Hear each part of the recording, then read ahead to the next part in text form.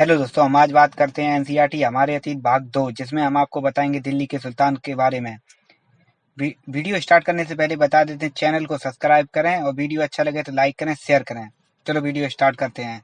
हमने अध्याय 2 में देखा है कि कावेरी डेल्टा जैसे क्षेत्र बड़े राज्यों के केंद्र बन गए हैं थे। क्या आपने गौर किया कि अध्याय 2 में ऐसी किसी राज्य का जिक्र नहीं है जिसकी राजधानी दिल्ली रही हो सकी? वजह है कि दिल्ली महत्वपूर्ण शहर 12वीं सदी में ही बना है। तालिका 1 पर नजर डालिए। पहल तोमर राजपूत के काल में दिल्ली किस साम्राज्य की राजधानी बनी है? 12वीं सदी के मध्य में तोमरों को अजमेर के चौहान, जिन्हें चहमान नाम से भी जाना जाता है, ने परास्त किया। तोमरों और चौहानों के राजकाल में ही दिल्ली वाणिज्य का एक महत्वपूर्ण केंद्र बन गया। इस शहर में बहुत सारे समृद्ध जैन व्यापारी रहते थे, जिन्होंने अनेक मंदिरों का निर्माण करवाया। यह दहलीवाल कहे जाने वाले सिक्के भी डाले जाते थे, जो काफी प्रचलन में थे। 13वीं सदी के आरंभ में दिल्ली सल्तनत की स्थापना हुई और इसके साथ दिल्ली एक ऐसी राजधानी में बदल गई जिसका नियंत्रण इस उपमहाद्वीप के बहुत बड़े क्षेत्र में फैला था। तालिका 1 पर फिर से नजर डालिए और उन 5 ग्रंथों की पहचान कीजिए जिसमें मिलकर दिल्ली की सल्तनत बनी। जिस इलाके को हम आज दिल्ली के नाम से जानते हैं, वहाँ इस सुल्तान ने अनेक नगर बसाए। मानचित्र को देखकर दिल्ली, कोहान, सीरी और जहांपना को पहचानिए। दिल्ली के सुल्तानों के बारे में जानकारी कैसे? हालांकि अभिलेख, सिक्कों और स्थापित भवन निर्माण कला के मध्य से काफी सूचना मिलती है, मगर और भी महत्वपूर्ण वे इतिहास, तारीख, एकवचन, तवारीख, बहुवचन, जो सुल्तानों के शासन काल में प्रशासनों की भाषा फारसी में लिखे गए। तवारीख के लेखन सच्चे प्रशासन, कवि और दरबारी जैसे सुरक्षित व्यक्ति होते हैं, जो घटनाओं का वर्णन भी करते हैं, जो और शासकों को प्रशासन संबंधी सलाह भी देते हैं, न्याय संगत शासन के महत्व पर बदल देते हैं। ये कुछ और बातें ध्यान में रखें। तवारीख के लेखक नगरों में, विशेषकर दिल्ली में रहते थे। गांव में शायद ही कभी रहते हों। वे अक्सर अपने इतिहास सुल्तानों के लिए उसने ढेर सारे इनाम इकराम पाने की आशा में लिखा करते थे। ये लेखक अक्सर शासकों को जन्म सिद्ध अधिकार और लिंग भेद पर आधारित आदर्श समाज व्यवस्था बनाए रखने की सलाह देते थे। अब उनके विचारों से सारे लोग सहमत नहीं होते थे। सन 1936 में सुल्तान इल्तुतमिश की बेटी रजिया सिंहासन पर बैठी। उस युग के इतिहासकार मेहनाज सिराज के स्वीकार किया कि वह अपने सभी भाइयों से अधिक योग्य और सक्षम थी, लेकिन फिर भी वह एक रानी को शासक के रूप में मान्यता नहीं दे पा रहा था। दरबारी जन की भी उनके स्वतंत्र रूप में शासन करने की कोशिशों से प्रसन्न नहीं थे। सन 1240 में उसे सिंहासन में हटा दिया गया। दिल्ली सल्तनत का विस्तार, गैरिसन शहर से साम्राज्य तक। 13वीं सदी के आरंभ वर्षों में दिल्ली के सुल्तान का शासन थी। रक्षक सैनिकों की टुकड़ियों के निवास के लिए बने मजबूत किलेबंद शहरों से परे शायद ही फैला हो शहरों से संबंध, लेकिन उसे दूर भीतरी प्रदेशों पर उनका नियंत्रण न के बराबर था और इसलिए उन्हें आवश्यक सामग्री, रसद आदि के लिए व्यापार कर या लूट कर पर ही निर्भर रहना पड़ता था। दिल्ली के सुदूर बंगाल और सिंध के गौरीसन शहरों का नियंत्रण बहुत ही कठिन था। बगावत युद्ध, यहाँ तक कि खराब मौसम से भी उनसे संपर्क के नाजुक सूत्र छिन्न भिन्न हो जाते थे। शासन को अफगानिस्तान से आने वाले हमलावरों और उन सूबेदारों से बराबर चुनौतियां मिलती रहती थीं, जो जरा सी कमजोरी का आभास मिलते ही विरुद्ध का झगड़ा खड़ा कर देते थे। इन चुनौतियों के चलते सल्तनत बड़ी मुश्किल से किसी तरह अपने आपको बचाए हुए थी। इसका संस्थापन गयासुद्दीन बलबन के शासन काल में हुआ और इसका विस्तार अलाउद्दीन खिलजी और मोहम्मद तुगलक के राजकाल में हुआ। सल्तनत की भीतरी सीमाओं में जो भी अभियान चले, उनका लक्ष्य था गैरिसन शहरों की पृष्ठभूमि में स्थित भीतरी क्षेत्रों की स्थिति को मजबूत करना। इस अभियानों के दौरान गंगा यमुना के दोआब से जंगलों को साफ कर दिया गया और शिकारी संग्रह तथा चरवाहों को उनके पर्यावास से खड़ेर दिया। वह जमीन किसानों को दे दी गई और किसी कार्य को प्रोत्साहन किया।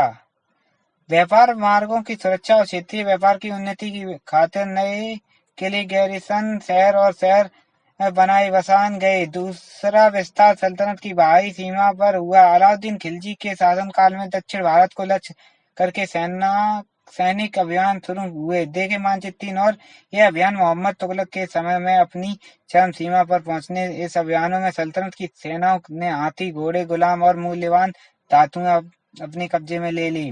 दिल्ली सल्तनत की सेना की शुरुआत अपेक्षाकृत कमजोर थी, मगर 150 वर्ष बाद मोहम्मद तुगलक के राजकाल के अंत तक उस उपमहाद्वीप का एक विशाल क्षेत्र उनके युद्ध अभियान के अंतर्गत आ चुका। इससे शत्रुओं की सेनाओं को परास्त किया और शहरों पर कब्जा किया। इसके सूबेदार और प्रशासन मुकदमों में पहले सुनते थे और साथ ही किसानों से कर वसूलने करते थे, लेकिन इतने विशाल क्षेत्र पर इनका नियंत्रण किया सीमा तक और कितना प्रभावी था। खिलजी और तुगलक वंश के अंतर्गत प्रशासन और समेकन। नजदीक के एक नजर। दिल्ली सल्तनत जैसे विशाल साम्राज्य के समेकन के लिए विश्वसनीय सूबेदार तथा प्रशासनों की जरूरत थी। दिल्ली के आरंभिक सुल्तान विशेषकर इल्तुतमिश सामंतों और जमींदारों के स्थान पर अपने विशेष गुलामों को सूबेदार नियुक्त करना अधिक पसंद करते थे। इन गुलामों को फारसी में बंदरा कहा जाता था तथा इन्हें सैनिक सेवा के लिए खरीदा जाता था। उन्हें राज्य के कुछ बहुत ही महत्वपूर्ण राजनीतिक पदों पर काम करने के लिए बड़ी सावधानी से प्रशिक्षित किया जाता था। वे चूंकि पूरी तरह अपने मालिक पर निर्भर होते थे, इसलिए सुल्तान की विश्वास करके उन पर निर्भर हो सकते थे। खिलजी तथा तुगलक शासन पर बंदरगाह का इस्तेमाल करते रहे और साथ ही अपने पर आश्रित निम्न वर्ग के लोगों को ही ऊंचे राजनीतिक पदों पर बैठाते रहे। ऐसे लोगों को सेनापति और सूबेदार जैसे पद दिए जाते थे, लेकिन इससे राजनीतिक अस्तित्व भी पैदा होने लगे। गुलाम और अस्तित्व अपने मालिकों और संरक्षणों के प्रति वो तो वफादार रहते थे, मगर उनके उत्तराधिकारियों के प्रति नहीं। नए सुल्तान के अपने नौकर होते ही फलस्वरूप किसी नए शासक के सिंहासन पर बैठते ही प्रायः नए और पुराने सरदारों के बीच तकरार शुरू हो जाती थी। सुल्तानों द्वारा निचले तब के लिए लोगों को संरक्षण दिए जाने के कारण उच्च वर्ग के इकाई लोगों को गहरा धक्का ही भी लगता था और फारसी तारीख के लेखकों ने निचले खानदान के लोगों को ऊंचे पदों पर बैठाने के लिए दिल्ली के सुल्तानों को आलोचना भी की थी। पहले वाले सुल्तानों की तरह खिलजी और तुगलक शासकों ने भी सेना नायकों को विभिन्न आकार के इलाकों के सूबेदार के रूप में नियुक्त किया।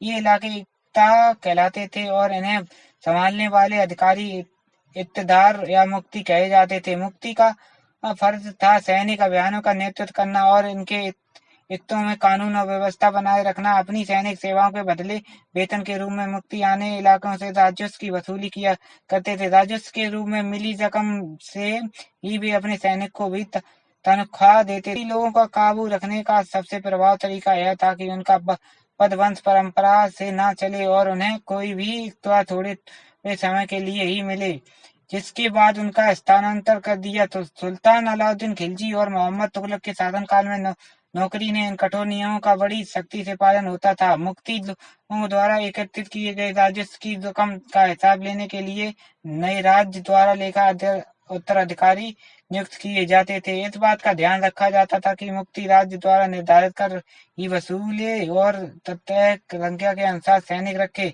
जब दिल्ली के सुल्तान शहरों से दूर अंतरिक्ष इलाकों को भी अपने अधिकार में ले आए, तो उन्होंने भूमि के स्वामी संतों और अमीर जमींदारों को भी अपनी सत्ता के आगे झुकने को बाध्य कर दिया। अलाउद्दीन खिलजी के शासनकाल में भू राजस्व के निर्धारण और वसूली के कार्यों को राज्य अपने नियंत्रण में ले आए। स्थानीय सामंतों से कर लाने का अधिकार छीन लिया गया, बल्कि स्वयं उन्हें भी कर चुकाने को बाध्य किया गया। सुल्तान के प्रशासन के जमीनों की पैमाइश की और इनका हिसाब बड़ी सावधानी से रखा। कुछ पुराने सामंत में जमींदार राजस्व के निर्धारण और वसूली अधिकारी के रूप में सल्तनत की नौकरी करने लगे। उस समय 3 तरह के कर थे।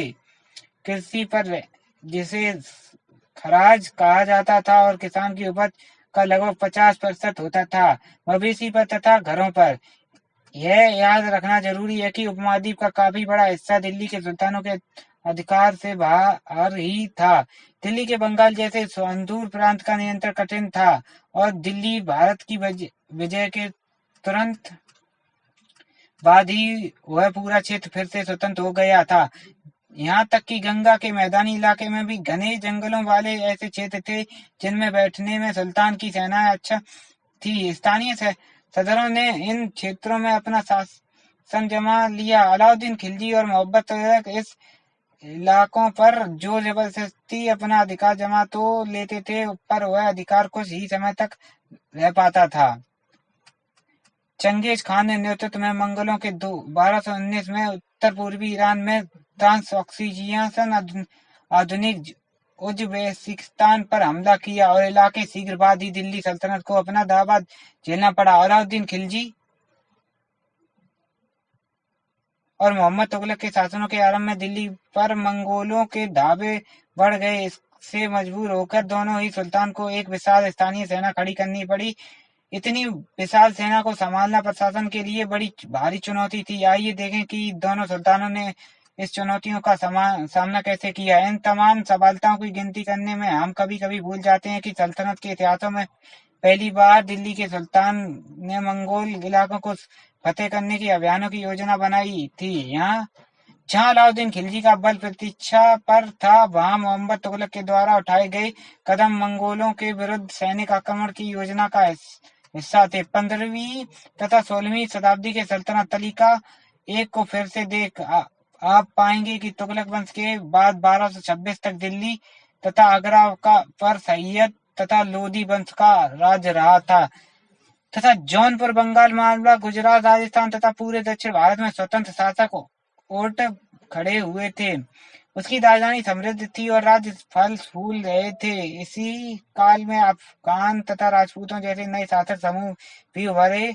इस काल में स्थापित राज्यों में से कुछ छोटे तो थे पर शक्तिशाली थे और उनका शासन बहुत ही कुशल था, सुव्यवस्थित तरीकों से चल रहा था। शेरशाह सूर्य 1540-1545 से बिहार से मैं अपने चाचा के एक छोटे से इलाके में प्रबंध के रूप में काम शुरू किया था और आगे चलकर उसने इतनी उन्नति की कि मुगल सम्राट हुमायूं 1530 से लेकर 1540, 1555 से लेकर 1556 तक को चुनौती दी और परास्त किया। शेरशाह ने दिल्ली पर अधिकार करके स्वयं अपना राजवंश स्थापित किया। सूर्य वंश ने केवल 15 वर्ष 1540 1555 शासन किया, लेकिन इसके शासन में अलाउद्दीन खिलजी के वाले कई तरीकों को अपनाकर उन्हें और भी चुस्त बना दिया। महान सम्राट अकबर 1556 ने जब मुगल साम्राज्य को समेकित किया तो अपने प्रतिमा के रूप में शेरशाह की शासन व्यवस्था को ही अपनाया। अध्याय समाप्त।